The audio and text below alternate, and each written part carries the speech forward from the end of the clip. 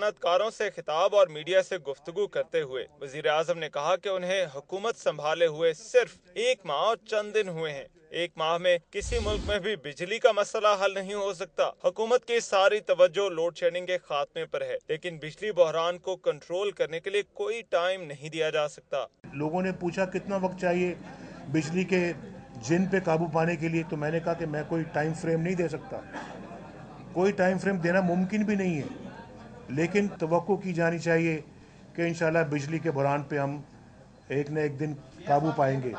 وزیر اعظم کا یہ بھی کہنا تھا کہ ترقی کے دیگر راستوں اور مواقعوں پر توجہ دینے کی بجائے ملک لوڈ شیڈنگ کے بحران میں گھر چکا ہے اور ہر جگہ صرف اسی مسئلے پر بات ہو رہی ہے۔ آج گردشی قرضے ادا نہ کرنے ہوتے تو ہزاروں میگا واٹ بجلی پیدا کی جا سکتی تھی۔ نواز شریف نے اس موقع پر سحری اور افطار کے وقت لوڈ شیڈنگ کی وجہ بھی بتائی۔ یہ ہم نے کہا ہے کہ ان اوقات میں بجلی فراہم کی جائے گی، لیکن اب ہمارا سسٹم اتنا ناکارہ ہے، وہ بیٹھ جاتے ہیں، سسٹم بیٹھ جاتا ہے اور کسی 2-4 محلوں میں علاقوں میں بجلی نہیں آتی۔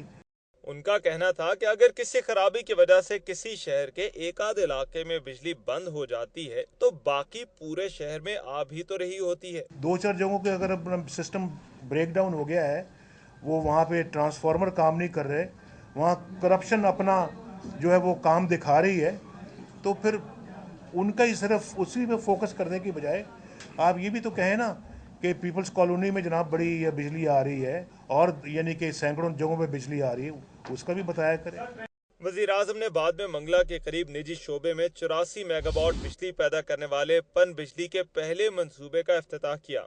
Such projects will play an important role in increasing power generation in Pakistan. This project is a gift also for the people of Azad Jammu and Kashmir. ان کا کہنا تھا کہ اس منصوبے سے بجلی کی صورتحال میں بہت جلد بہتری آئے گی۔